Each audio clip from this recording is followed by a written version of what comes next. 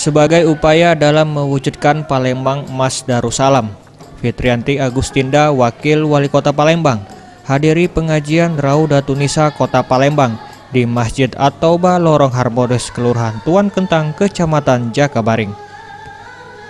Menurut Fitrianti Agustinda, selain menjalin dan memperkuat ikatan silaturahmi bersama masyarakat, kegiatan ini juga dimanfaatkan untuk mensosialisasikan terkait pembangunan maupun program yang tengah dijalankan.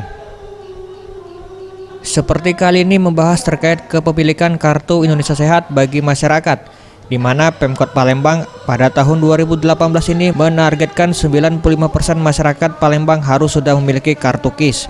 Diharapkan kepada masyarakat yang belum mendapatkan diminta untuk segera melapor baik kepada pihak kelurahan maupun kecamatan di wilayah masing-masing.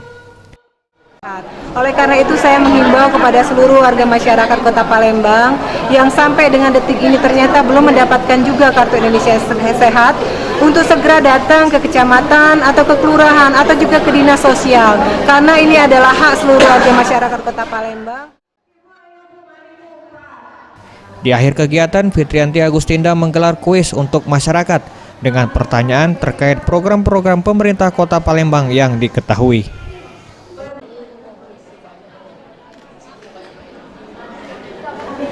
Tim Liputan Sriwijaya TV.